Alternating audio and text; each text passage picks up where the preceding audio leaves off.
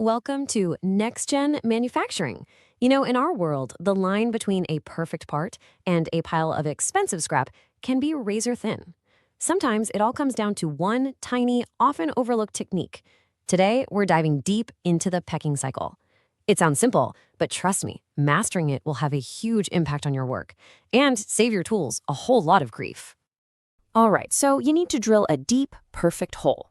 Simple enough, right? What could possibly go wrong? I mean, you've got the drill, you've got the material, you just go for it. But as anyone who's actually spent time on a shop floor knows, it's never that easy. The second you try to drill a deep, precise hole, a whole bunch of things can go sideways and fast. And yeah, the deeper you go, the higher the risk. So if you just go at that brute force approach, just plunging the drill in and crossing your fingers, you're basically asking for trouble. It's a total recipe for disaster. You get those chips packing up in the flutes, the tool gets crazy hot, and then, snap, it's gone. Or maybe the drill walks off center and boom, your hole is in the wrong spot. Even if you get lucky and the tool doesn't break, you're still looking at a terrible part finish. And let's be real, these aren't just little oopsies. They're expensive, time-consuming failures. But there is a better way, a smarter, way more elegant solution.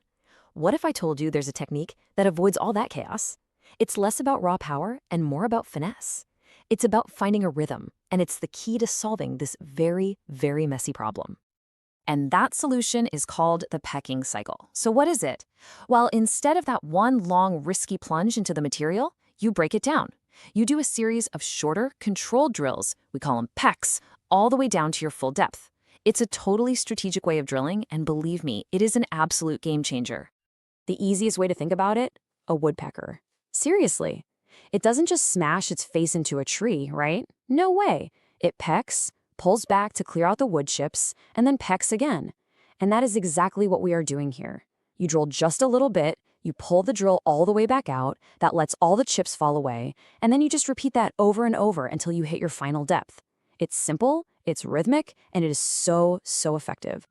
Okay, I can hear you now. Hold on, this sounds like it's going to take way longer. More moves, more cycles. It feels like extra work. So why on earth is this extra effort not just kind of helpful, but absolutely essential if you want to do high-quality professional work? Because the payoff is huge. Every single time you retract, you're clearing out those chips. That means you're protecting your tool from overheating and snapping. You're stopping that horrible chip packing that destroys both the tool and your workpiece. Your drill stays exactly where it's supposed to be, so you get way better accuracy. This isn't wasted time, people. It's an investment that guarantees a better part at the end of the day. Every single time. And this is a big but, here's where we separate the amateurs from the pros. This is where we get into true mastery. A pecking cycle isn't just a button you push. The real genius is in the details, in customizing the cycle for the exact material you're working with. Because let me tell you, the approach you take with aluminum will absolutely obliterate your tool if you try it on hardened steel. So let's look at two totally different ends of the spectrum. You've got aluminum and soft alloys over here. They're pretty forgiving, right? The chips come off easily. Then over here, you've got hardened steels. These things are tough. They're abrasive, they create a ton of heat, and these tiny little chips that do not want to leave the hole. It's pretty obvious you can't use the same game plan for both. Okay, so for something like aluminum, you can afford to be a bit more aggressive. Your pecks can be deeper, you can go longer between retractions. The material's just easier to work with. It's not going to fight you as much, so you can really optimize for getting the job done faster. Now, hardened steel, that's a whole different story. You've got to be super careful. Your pecks have to be way shorter, and you have to do them much more often. Your number one goal here is just keeping that tool alive and managing the heat. Every little peck is a chance to get those nasty chips out before they wreck everything. It's all about caution and precision. And hey, here's a little pro tip for you, especially when you're tackling those really deep holes. If the depth you're drilling is, say, 12 times the diameter of your tool or even more, don't just rely on pecking. You really, really should drill a pilot hole first. It'll act as a guide and make sure your main drill stays perfectly straight all the way down. Okay, let's shift gears and talk about an extreme situation. Micro machining. When you get down to these tiny miniature drills, the stakes just go through the roof. I mean, these things are, and I'm quoting here, extremely fragile and require special precautions to avoid immediate failure. Yikes. And to really paint a picture for you, we're talking about drills that are thinner than a single strand of your hair. With tools that small, there is literally zero room for error. A minor mistake doesn't exist. Every single peck is critical. You get one chip packed in there, one wrong move, and that tool is instantly toast.